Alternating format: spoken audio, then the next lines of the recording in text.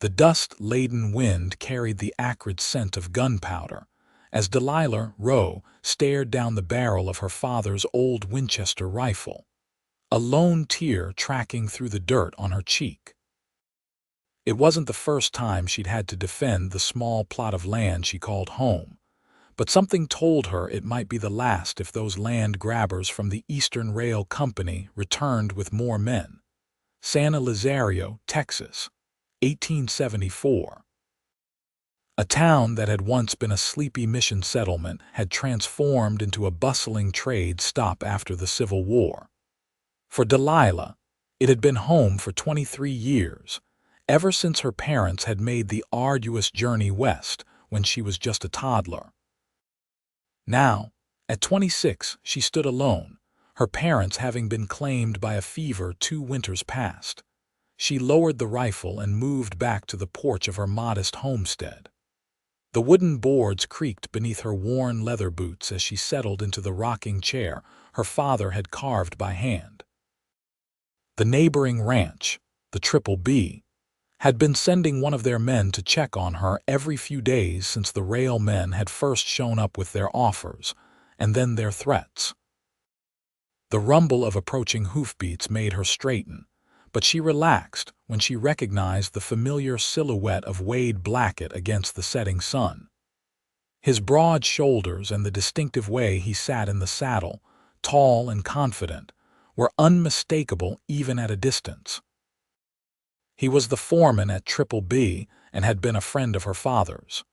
Wade dismounted with the easy grace of a man who'd spent more time on horseback than on his own 2 feet. His dark hair, usually hidden beneath his Stetson, caught the golden light of the setting sun as he removed his hat in greeting. "Evening, Miss Delilah," he said, his voice carrying the rough texture of trail dust and whiskey. "Saw some tracks leading away from your property. Rail men again." Delilah nodded, setting her rifle aside but keeping it within reach. "They're getting bolder. This time they threaten to burn me out if I don't sell." Wade's jaw tightened and his blue eyes narrowed. He was 32, with lines at the corners of his eyes from squinting into the sun and a life spent outdoors. Those eyes had seen their share of violence, something Delilah had always found both comforting and unsettling. "You can't stay out here alone anymore," he said after a long moment. "It's not safe." "I'm not abandoning my father's land," Delilah replied, the steel in her voice matching the resolve in her heart. Wade leaned against the porch railing, his calloused hands folding over each other. "Not asking you to. But Sheriff Taylor can only ride out so often, and I've got my duties at the ranch."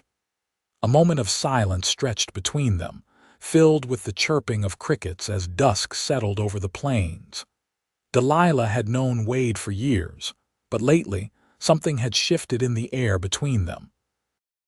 She'd caught him looking at her differently, with a softness that hadn't been there before. "Come stay at the main house for a while," Wade finally offered. "Mrs. Brenner would welcome the company, and you'd be safer there until we figure out what to do about these rail vultures." Delilah's pride wanted to refuse, but common sense whispered that he was right. "Just until they move on," she agreed reluctantly. Wade's face softened with relief. "I'll help you gather your things in the morning." The next day dawned bright and clear, the Texas sky stretching endlessly blue above them as Wade loaded Delilah's trunk onto his wagon. Her few possessions didn't take long to pack, and she took one last look around the cabin that had been her home for so long. "It feels wrong to leave it," she said softly. Wade paused in his work, watching her with understanding. "You're not leaving for good, Delilah, just until it's safe." The ride to the Triple B took less than an hour. The ranch sprawled across several hundred acres, with the main house sitting proudly on a gentle rise. Whitewashed and well-maintained, it was a testament to the success of its owner, Bartholomew Brenner, who had built the place from nothing after striking it lucky in the gold fields of California. Martha Brenner, Bart's wife, greeted Delilah with a warm embrace. The older woman had been a friend to Delilah's mother and had stepped in to provide guidance after her passing. "I've had the east room prepared for you," Martha said, leading Delilah inside. "It has a lovely view of the sunrise." Wade carried her trunk upstairs, setting it down carefully by the bed. The room was larger than her entire cabin, with a proper bed and curtains at the windows, luxuries she wasn't accustomed to. "Thank you," Delilah said, not quite meeting Wade's eyes. There was something about being in a bedroom with him that made her cheeks flush. "I'll be close by if you need anything," he replied, tipping his hat before leaving her to settle in. Life at the Triple B quickly fell into a routine. Martha was delighted to have another woman in the house, and Delilah found herself helping with everything from cooking to mending. The ranch hands treated her with respect, though she noticed a few of them watching Wade with knowing grins when he lingered near her at mealtimes. A week after her arrival, Wade invited her to ride out and check on her property. They set out early, the morning air crisp and filled with promise. Wade was different on horseback, more relaxed, more himself. He pointed out hawks circling overhead and shared stories about the land that even Delilah, who had grown up there, hadn't heard. "My pa used to say this valley was God's own country," Wade told her as they crested a hill. "Said a man could look out and see his whole life spread before him." Delilah glanced at him. "Is that what you see?" His eyes met hers, steady and sure. "Getting closer to it every day." The moment hung between them, laden with meaning neither was ready to voice. Then Wade cleared his throat and urged his horse forward, breaking the spell. Delilah's property appeared undisturbed when they arrived, much to her relief. Wade insisted on checking inside the cabin while she waited on the porch. "All clear," he reported, emerging a few minutes later. "Looks like they've left you alone for now." As they prepared to leave, the sound of approaching horses made them both tense. 3 men rode up, well dressed in city clothes that marked them as outsiders. "Miss Rowe," the leader, a thin man with cold eyes, called out. "Edward Montgomery, Eastern Rail Company." "I believe we have unfinished business." Wade stepped forward, placing himself between Delilah and the newcomers. "Miss Rowe isn't interested in selling." Montgomery's smile didn't reach his eyes. "And you would be." Wade Blackett, foreman of Triple B Ranch. "Miss Rowe is under our protection now." The threat was unmistakable, and Montgomery's smile faltered. "This is a matter of progress, Mr. Blackett. The railroad is coming through one way or another."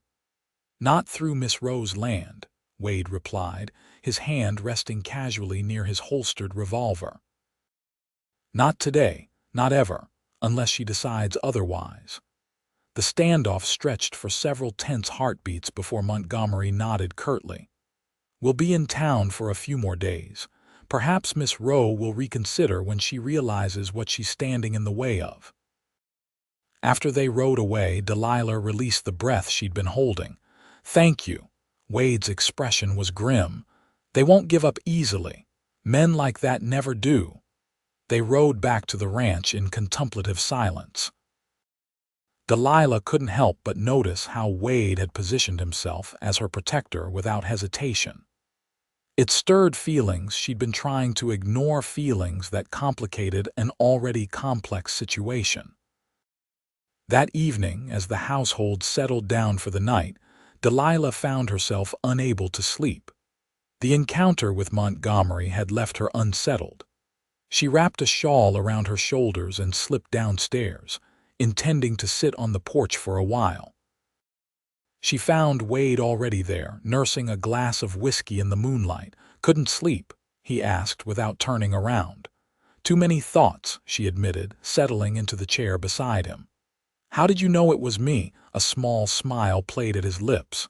"Your step." Lighter than Bart's, more purposeful than Martha's. The thought that he knew her footsteps made something flutter in her chest. "Those men aren't going to stop, are they?" Wade took a sip of his whiskey before answering. "No, but neither are we." "We?" she questioned softly. He turned to face her, his features silver-edged in the moonlight. "Yes, we. You're not alone in this fight, Delilah." The way he said her name, like it was something precious, made her breath catch.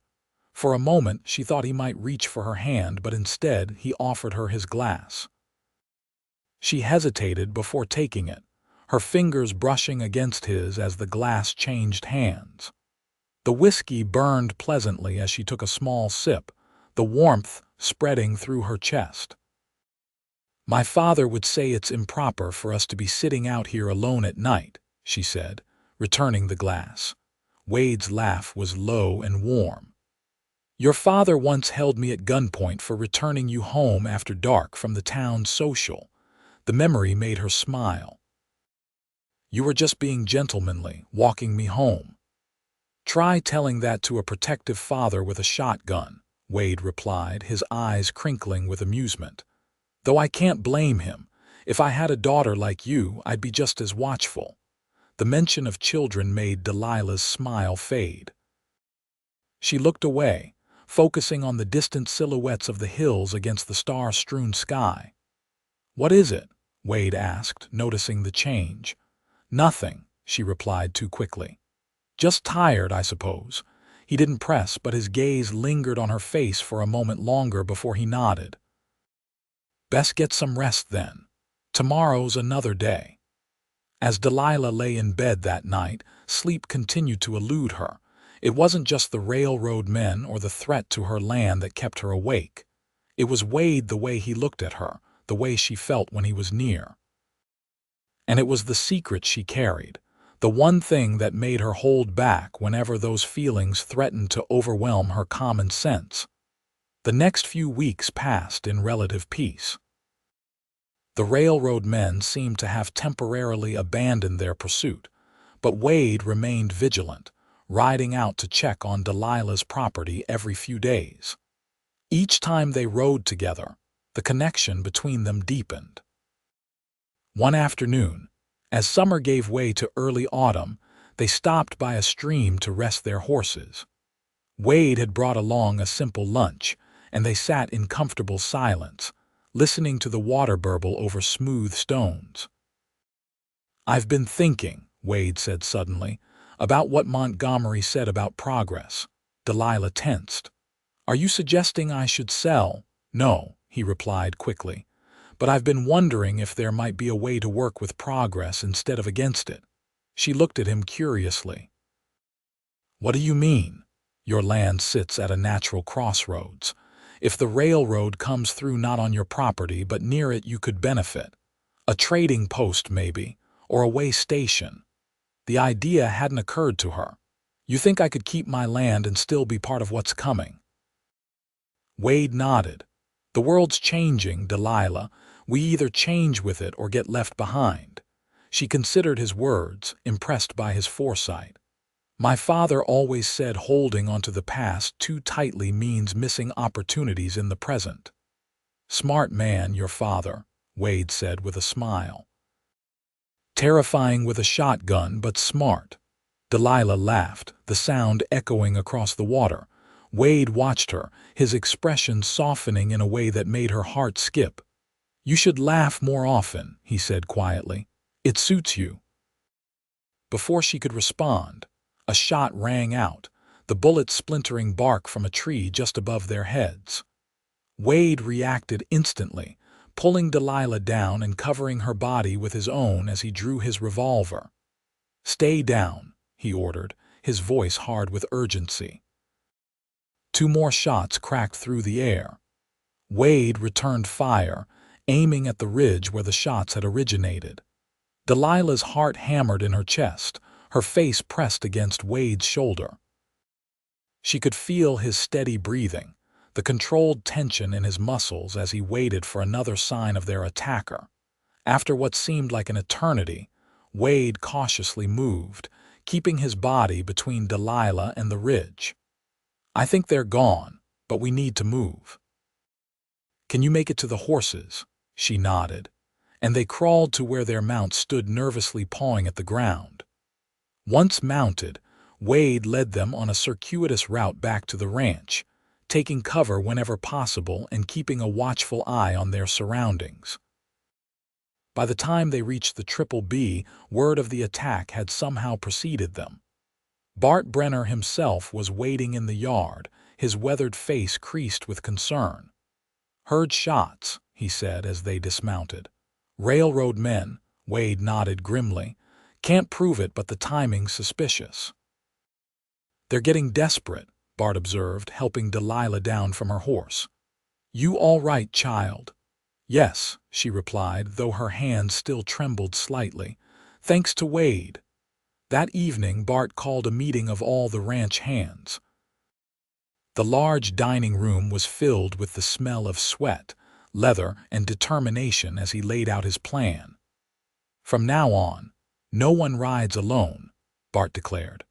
"Especially not Miss Rowe or Wade.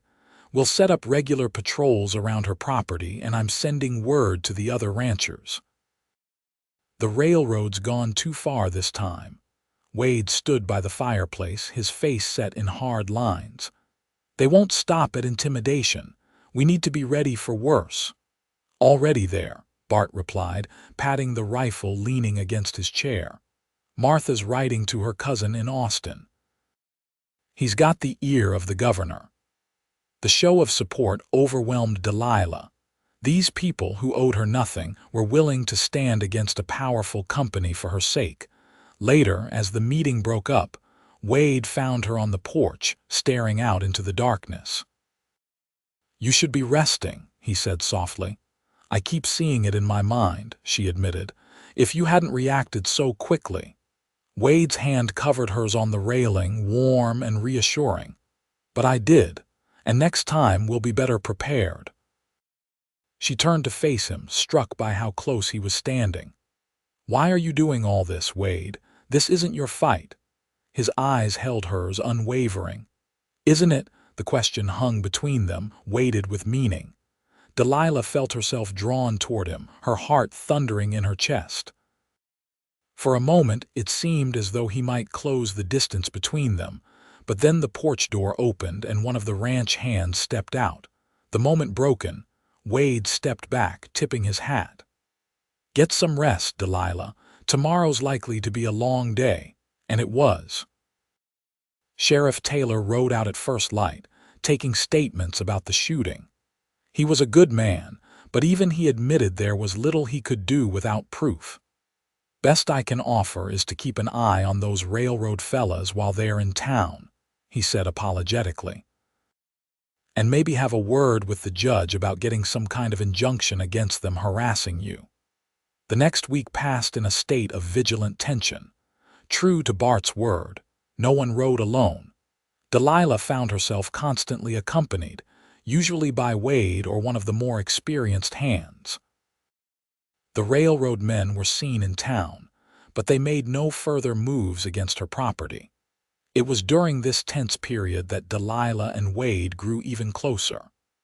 Forced proximity had a way of either driving people apart or drawing them together, and for them, it was decidedly the latter.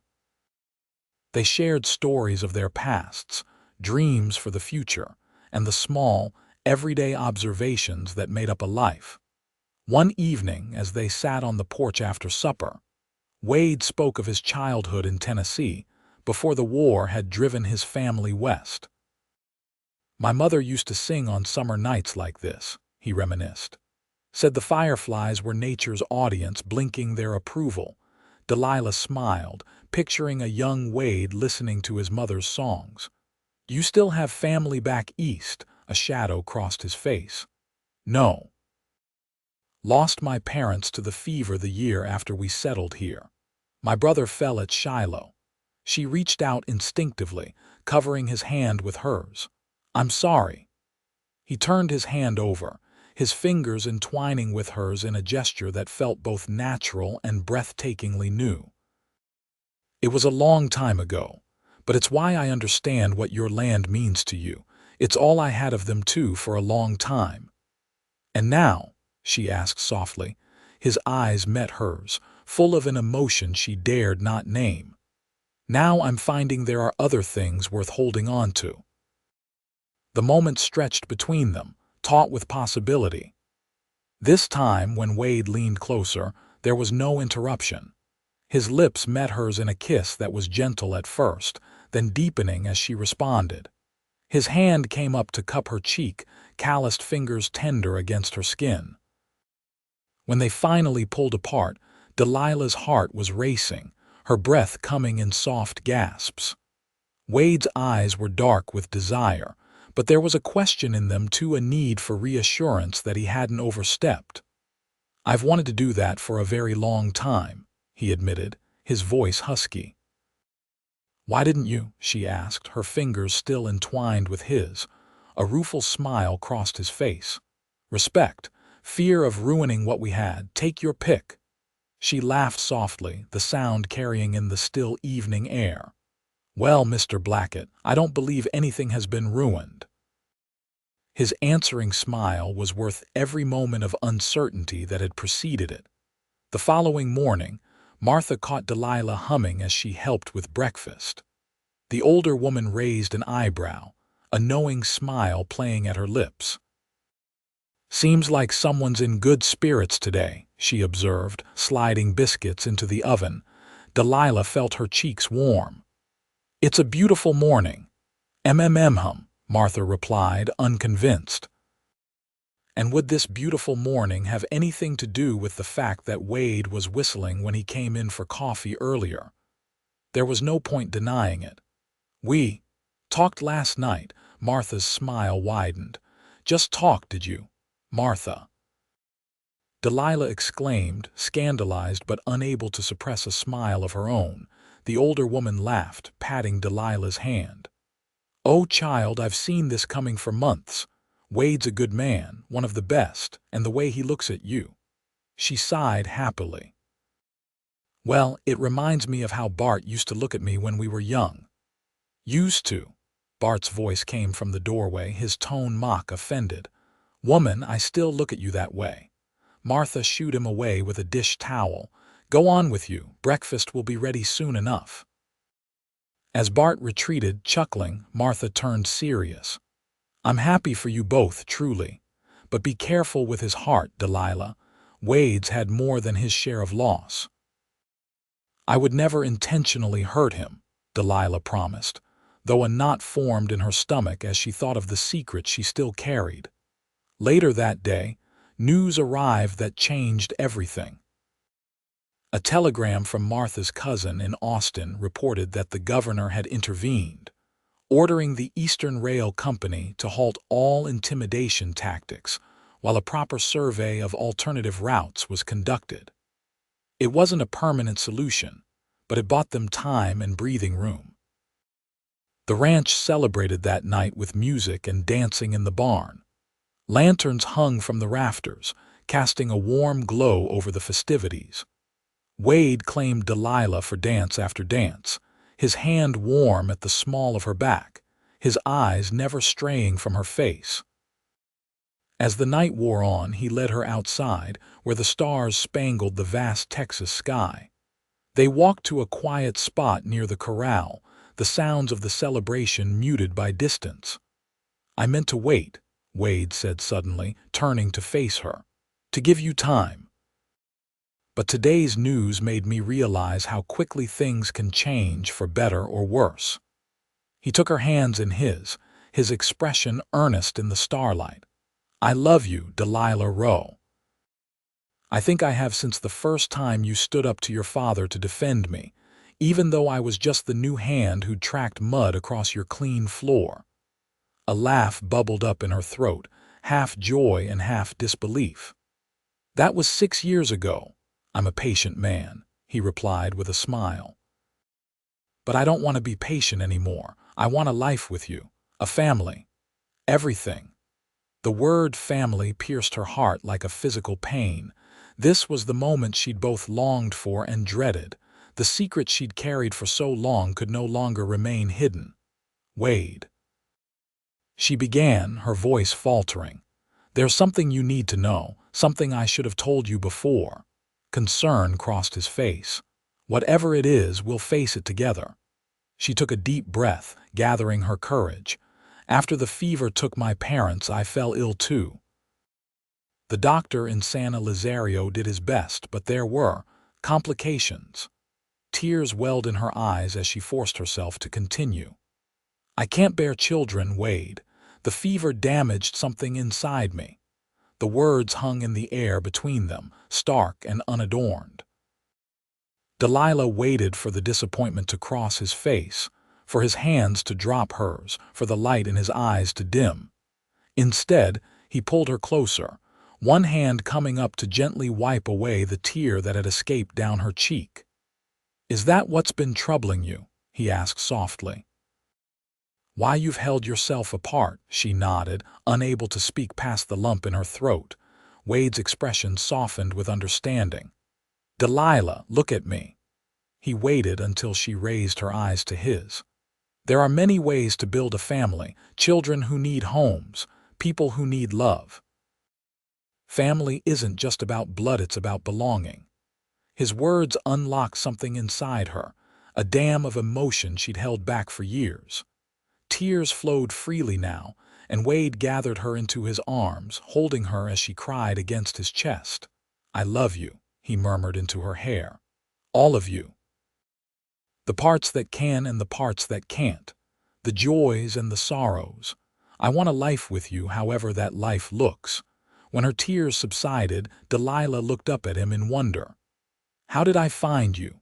His smile was gentle as he brushed a strand of hair from her face.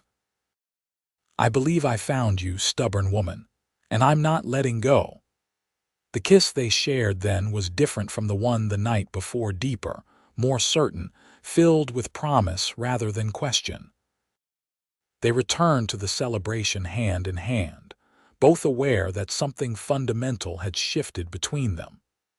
Martha caught Delilah's eye from across the room and smiled knowingly, as if she could see the new understanding that had been reached. The next morning, Wade rode into town to speak with the sheriff and gather news about the railroad situation. When he returned, his expression was grim as he sought out Delilah in the kitchen garden. "Montgomery's gone," he reported without preamble. "Took the train back east yesterday." "That's good news, isn't it?" Delilah asked, setting aside her basket of herbs. "Should be," Wade agreed. But before he left, he was heard telling his associates that they'd find another way to get what they want, and he paid a visit to the land office. A cold feeling settled in Delilah's stomach. "What does that mean?" "I don't know yet," Wade admitted. "But I don't trust him. Sheriff Taylor's keeping an eye on things, and Bart's writing to a lawyer he knows in El Paso." Despite the uncertainty, life at Triple B continued. Wade began making improvements to Delilah's cabin, reinforcing the roof and adding shutters that could be barred from inside. They rode out together to check on the property every few days, and each visit confirmed that the railroad men were keeping their distance. As autumn deepened, Wade and Delilah's relationship grew more public. They attended church together in San Elizario, enduring the good-natured teasing of friends and neighbors. The town had known them both for years and seemed universally approving of the match. It was after one such Sunday service, as they shared a meal at the town's small hotel restaurant, that Wade broached the subject they'd both been circling. "I've been thinking," he said, his fingers playing with the handle of his coffee cup. "About what happens next." Delilah's heart quickened. "And what have you been thinking, Mr. Blackett?" His smile was slow and warm. "That I'd like to make this official. Us, I mean." "Are you proposing marriage, Wade?" she asked, trying to keep her voice steady despite the joy bubbling up inside her. "Not very well, apparently," he replied with a self-deprecating laugh. "I had a speech prepared and a better setting in mind than Hattie's restaurant. But yes, Delilah Rowe, I am asking you to be my wife." She reached across the table to take his hand, heedless of the curious glances from nearby diners. "Then my answer is yes." The next weeks passed in a blur of preparations. Martha insisted on helping Delilah with a proper wedding dress, and Bart offered to host the ceremony at the ranch. Word spread quickly, and soon it seemed the entire county was planning to attend. Through it all, Wade remained a steady presence, his love a constant that Delilah marveled at daily. They talked openly about their future, about the life they would build together at her homestead, which Wade insisted should remain in her name. "It was your father's legacy to you," he said when she protested. "It should stay that way." His generosity of spirit only confirmed what she already knew, that she had found a rare and precious love. 2 weeks before the wedding, the other shoe finally dropped. A letter arrived from the land office in El Paso, informing Delilah that a review of her property deed had uncovered irregularities that required immediate attention. "This is Montgomery's doing," Wade growled after reading the letter. "He's trying to invalidate your claim." Bart nodded grimly. "It's a common tactic. Find some technicality, tie things up in legal proceedings until the owner runs out of money or patience." "But my parents' claim was legal," Delilah insisted. "They paid for that land fair and square." "And we'll prove it," Bart assured her. "My lawyer friend will be here tomorrow. In the meantime, we proceed as planned. No sense letting those railroad vultures disrupt your wedding." But the letter cast a shadow over what should have been a joyful time. Delilah found herself lying awake at night, worrying about losing her parents' legacy. Wade tried to reassure her, promising that they would fight with every resource at their disposal. "Even if the worst happens," he told her one evening as they sat on the porch swing, "we'll have each other. That's what matters most." She knew he was right, but the thought of losing her home, the place where she'd grown up, where her parents were buried, was almost too painful to bear. The lawyer, James Harrington, arrived as promised. A sharp-eyed man with a reputation for winning seemingly hopeless cases, he spent hours reviewing Delilah's deed and the history of her parents' purchase. "The irregularity they're claiming," he explained after his review, "is that the original survey was conducted improperly." "It's a weak argument, but enough to cause trouble." "Can you fight it?" Wade asked, his arm protectively around Delilah's shoulders. Harrington's smile was predatory. "Oh, I can do better than that. I've dealt with Eastern Rail before. They've tried this tactic in other territories. What they don't know is that I've been building a case against them for years." Hope bloomed in Delilah's chest. "So my land is safe?" "Not yet," Harrington cautioned. "But I believe we can not only secure your claim, but potentially set a precedent that will make the company think twice before trying these tactics again." The strategy required a journey to Austin to present their case directly to the land commissioner, a trip Harrington insisted should happen immediately. Wade volunteered to accompany Delilah, while Bart offered to continue with the wedding preparations in their absence. "It'll only delay things a week or so," Martha reassured them. "And just think how much sweeter the celebration will be when you return victorious." The journey to Austin was Delilah's first significant travel since arriving in Texas as a child. She marveled at the changing landscape, the bustling towns, and the evidence of growth and progress everywhere they went. "It's all changing so fast," she observed as their stagecoach passed a crew laying telegraph lines. "Sometimes I wonder if we're fighting a losing battle." Wade took her hand, his thumb tracing circles on her palm. "Progress isn't the enemy, it's the way some men go about it, thinking they can steamroll over other people's lives." In Austin, they found themselves in a whirlwind of legal proceedings. Harrington proved as formidable as his reputation suggested, presenting evidence that Eastern Rail had engaged in similar tactics across 3 states. The land commissioner, impressed by the thoroughness of their case and disturbed by the pattern of behavior, ruled in Delilah's favor within 3 days of their arrival.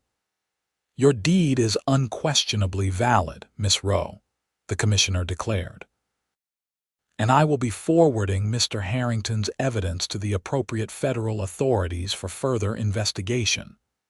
Relief washed over Delilah like a physical force.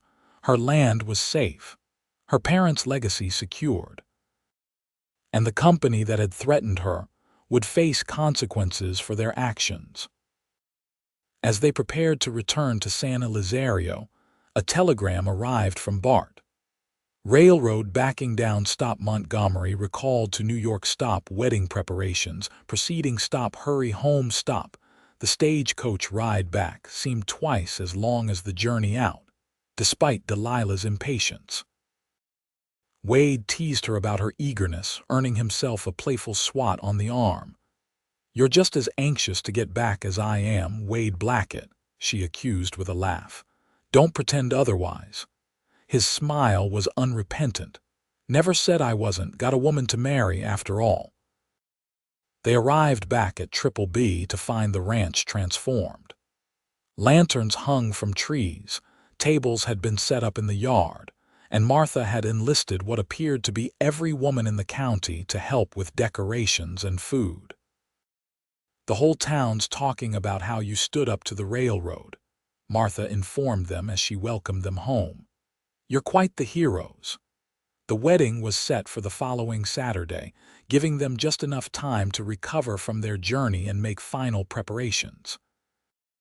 As the day approached, Delilah found herself growing calmer rather than more nervous. There was a rightness to her union with Wade that transcended any doubts or fears. The morning of the wedding dawned clear and cool, a perfect autumn day. Martha and several other women helped Delilah dress in her wedding gown, a creation of ivory silk with lace trim that had been Martha's own, carefully altered to fit Delilah's slimmer frame. "You look beautiful," Martha said, tears in her eyes as she adjusted the veil. "Your parents would be so proud." Delilah touched the locket around her neck, which contained miniature portraits of her mother and father. "I wish they could be here." "They are in their own way," Martha assured her, "in your heart and in the strength they gave you." The ceremony took place under an arch of autumn flowers, with the entire community gathered to witness. Bart gave Delilah away, his weathered face solemn with the responsibility. But it was Wade's expression as she walked toward him that Delilah would remember forever, a look of such love and wonder that it brought tears to her eyes. The minister, a kindly man who had known both Wade and Delilah for years, kept the service simple and heartfelt. When it came time to exchange vows, Wade's voice was steady and sure. "I, Wade Blackett, take you, Delilah Rowe, to be my lawfully wedded wife. To have and to hold from this day forward, for better or worse, for richer or poorer, in sickness and in health, to love and to cherish, till death do us part." Delilah's voice trembled slightly as she repeated the words, overwhelmed by the moment and the man before her. When the minister pronounced them husband and wife, Wade's kiss was tender yet passionate, prompting cheers and a few good-natured whistles from the assembled guests. The celebration lasted well into the night, with music, dancing, and enough food to feed an army.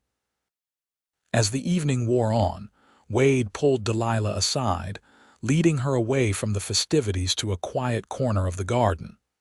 "Happy Mrs. Blackett?" he asked, his arms encircling her waist. The name was new but felt right in a way Delilah hadn't expected. "Very happy, Mr. Blackett." He kissed her then, a promise of the night to come and all the nights after. When they returned to the party, it was to announce their departure. Amid cheers and thrown rice, they mounted Wade's wagon, which had been decorated with ribbons and flowers, and set off for Delilah's homestead, now their home. Wade had been busy in the weeks leading up to the wedding, preparing the cabin for their life together. Delilah gasped when she saw the improvements: new curtains at the windows, a larger bed with a colorful quilt, and fresh paint on the walls. "When did you do all this?" she asked as he carried her over the threshold. "Had some help from the boys at the ranch," he admitted, setting her down gently. "Wanted it to be perfect for you." "For us," she corrected, wrapping her arms around his neck. The night that followed was everything Delilah had dreamed of: tender, passionate, and filled with discoveries about each other that had only been hinted at before. Wade was a gentle lover, attentive to her needs and patient with her inexperience. By the time they fell asleep in each other's arms as dawn lightened the sky, Delilah knew that the connection between them had deepened in ways words could never express. The first months of marriage brought adjustments as they learned to share space and lives. Wade continued working as foreman at Triple B, riding out each morning and returning each evening to Delilah. She tended their home and garden, occasionally riding into town to sell her herbs and vegetables at the market. They settled into a rhythm that suited them both, finding joy in simple moments: shared meals, evenings by the fire, the quiet intimacy of lying together at night, talking about their days. Winter came early that year, bringing with it storms that kept them homebound for days at a time. Far from chafing at the confinement, they treasured the uninterrupted time together, deepening their understanding of each other. It was during one such storm, as they sat before the fire with mugs of hot cider, that Wade broached a subject they hadn't discussed since before their wedding. "I've been thinking about what you said, about not being able to have children," he began carefully. Delilah tensed slightly. Though Wade had never once made her feel lacking, the wound was still tender. "What about it?" He took her hand, his expression earnest. "There's an orphan train coming through El Paso next month, children from back east looking for homes out west." Her heart quickened. "You want to adopt a child?" "I want us to consider it," he replied, "to see if there's a child there who needs us as much as we might need them." Tears welled in Delilah's eyes, not of sorrow this time, but of gratitude and love. "You'd truly be happy with that, with someone else's child?" Wade's smile was gentle as he brushed away a tear that had escaped down her cheek. "Delilah, any child we welcome into our home would be ours in all the ways that matter. Blood doesn't make a family, love does." The journey to El Paso was long but filled with anticipation. The orphan train had brought 27 children, ranging in age from infants to teenagers, all hoping to find new homes in the West. Wade and Delilah had discussed what they were looking for: perhaps a child between 5 and 10, old enough to adjust, but young enough to still need nurturing. But as they walked among the children, something unexpected happened. A small girl, no more than 3, with dark curls and solemn eyes, reached out and took Delilah's hand. "Are you my new mama?" she asked in a voice barely above a whisper. Delilah knelt before the child, her heart already lost. "What's your name, little one?" "Emma," the girl replied. "Emma Grace." Wade crouched beside them, his expression softening as he met the child's gaze. "Hello, Emma Grace. I'm Wade, and this is Delilah." The matron in charge approached, her clipboard in hand. "Emma's parents died in a tenement fire in New York. She has no other family." Delilah looked at Wade, a question in her eyes. They had planned for an older child, one who could understand more of what was happening, but Wade's smile told her everything she needed to know. "Sometimes plans change," he said softly. "Sometimes the heart knows better." They completed the adoption papers that day, promising to provide a loving home, education, and all the care Emma would need. The matron explained there would be follow-up visits to ensure Emma was settling well, but she seemed satisfied with the Blackett's sincere desire to give the child a good life. The journey home with Emma was an adventure in itself. The little girl was quiet at first, watching her new parents with those solemn eyes. But gradually, as Delilah sang to her and Wade told her stories about the land they were passing through, Emma began to respond, even offering small smiles. By the time they reached San Elizario, Emma was calling them Mama and Papa, words that brought tears to Delilah's eyes each time she heard them.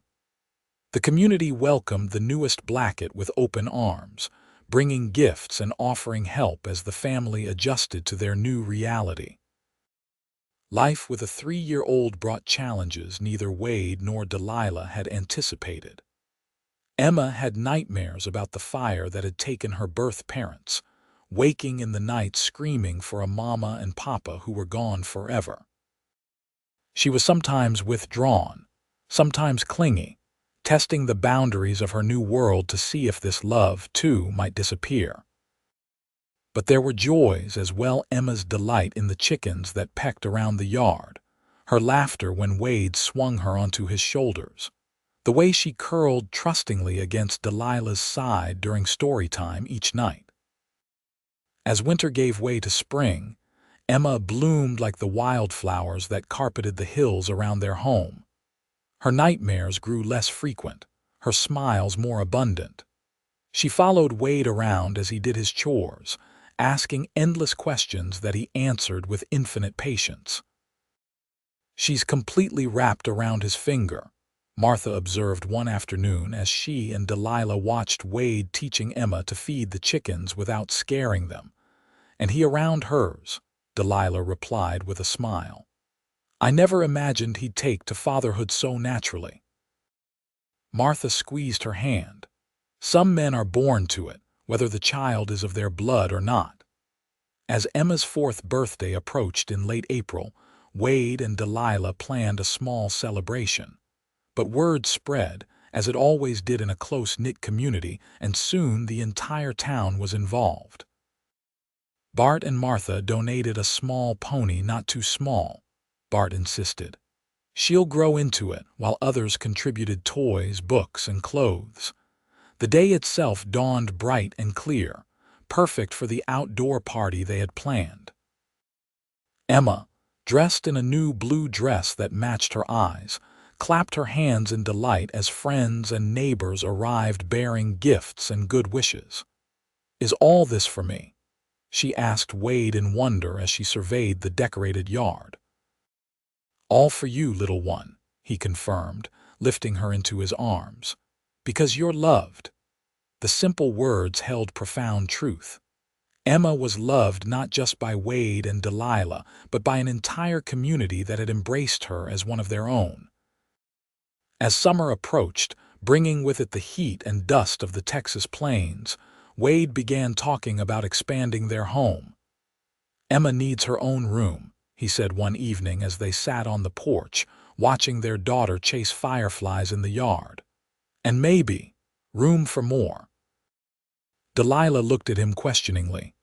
"More?" He took her hand, his expression hesitant yet hopeful. "I saw a notice in town. There's another orphan train coming through in August. I thought perhaps—" "You want another child?" Delilah asked, her heart skipping a beat at the possibility. Wade's smile was tender. "I want whatever will make our family complete. If that's just the 3 of us, I'm content. But if there's room in our hearts and home for another child who needs us." Delilah leaned over to kiss him, tears of joy pricking at her eyes. "I think there might be." They began work on the addition immediately, with help from the men of Triple B. Wade designed a layout that would add 2 more bedrooms and expand the kitchen, making room for the family they hoped to build. Emma watched the construction with fascination, helping by handing tools to the workers and offering constant commentary on their progress. "This is for my brother," she announced one day, standing in the framed doorway of what would be a new bedroom.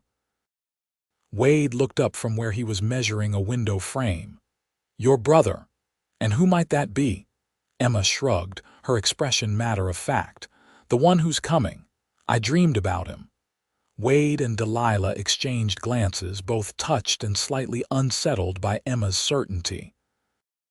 They had discussed the possibility of adopting again but hadn't made a definite decision, much less shared such plans with Emma. "And what was this brother like in your dream?" Delilah asked carefully.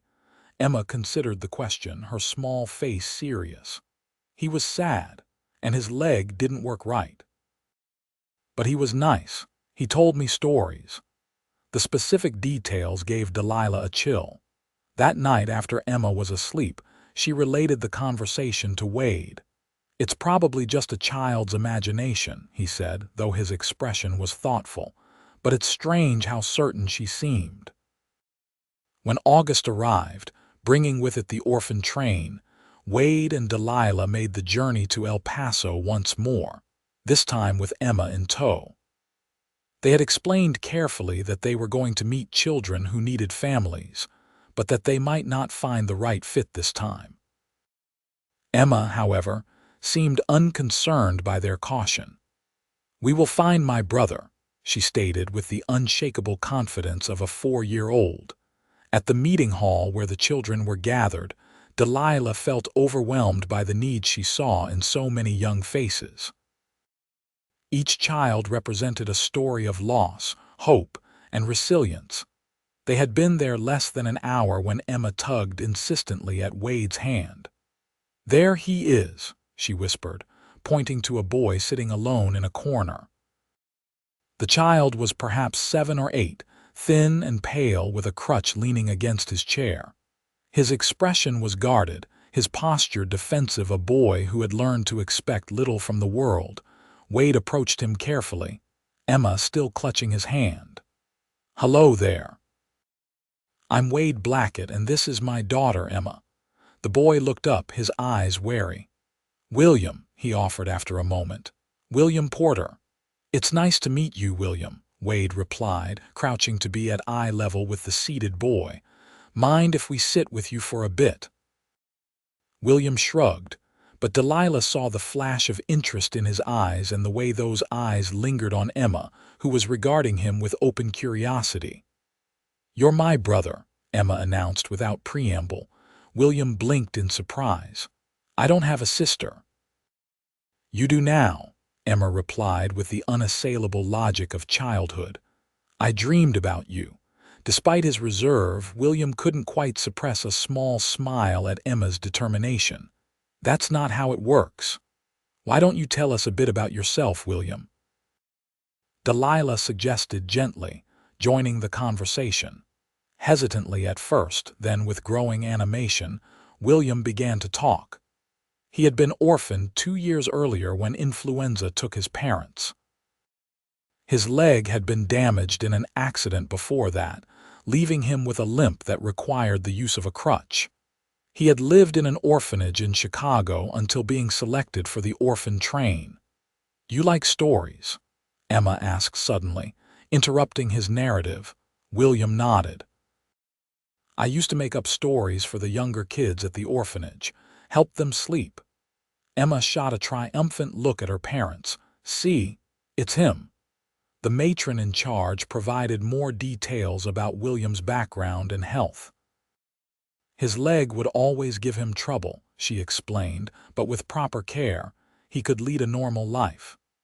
He was bright," she added, perhaps too bright for his own good, as he tended to question authority and retreat into books when faced with difficulties. Wade and Delilah stepped aside to discuss privately what they had learned. He would face challenges in ranch life, Wade acknowledged, but nothing insurmountable.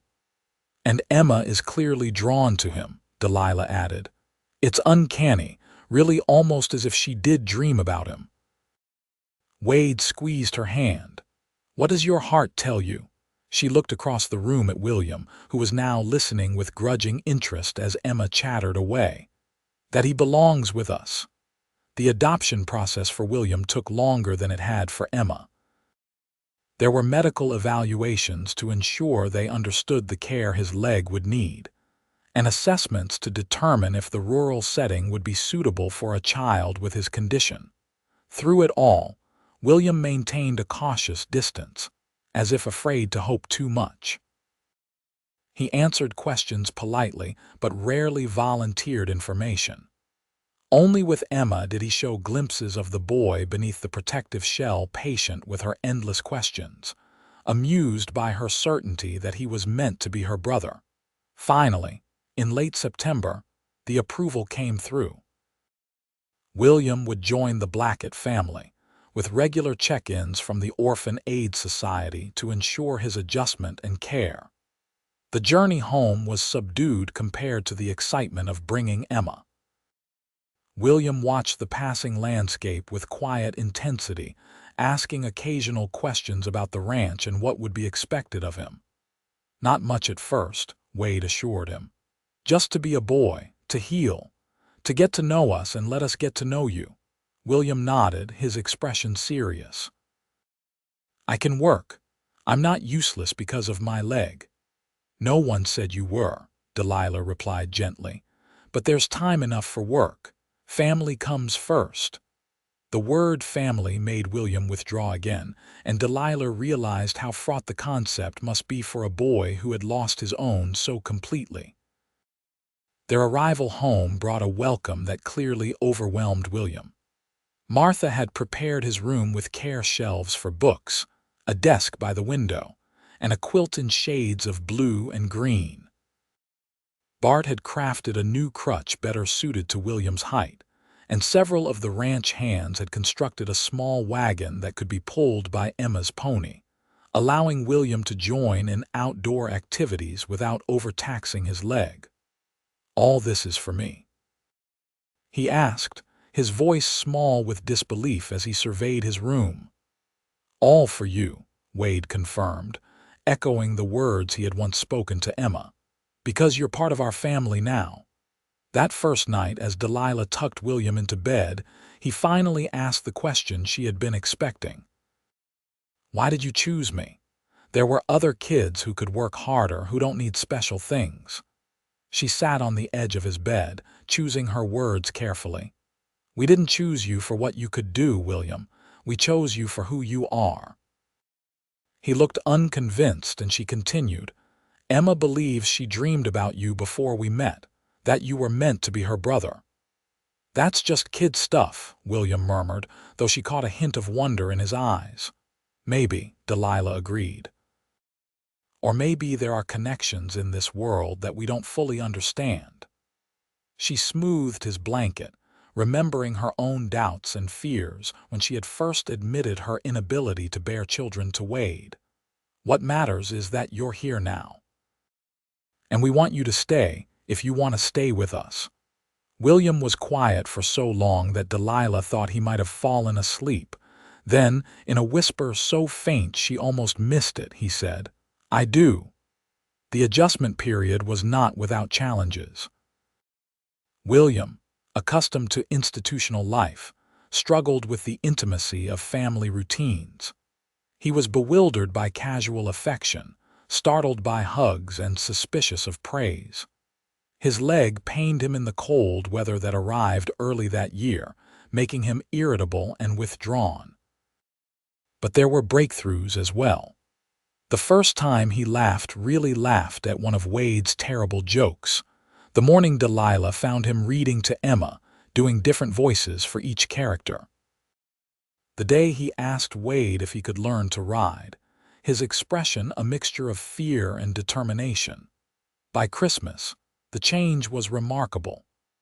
The guarded boy who had arrived in September had begun to give way to a child capable of joy, trust, and the occasional mischief. He still had moments of withdrawal, still woke sometimes from nightmares of loss, but recovery came quicker each time. The holiday itself was a celebration of the family they had become.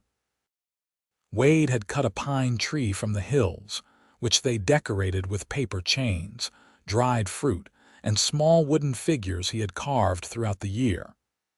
Gifts were simple but chosen with care: books for William, a doll for Emma, practical items for Wade and Delilah. But the most precious gift came after the presents had been opened as they sat together before the fire. William, his expression serious, handed Wade and Delilah each a folded piece of paper. "I made these," he said, his voice uncertain. "Miss Martha helped me with the writing." Inside each paper was a carefully penned note. "Thank you for being my parents. I love you. Your son, William."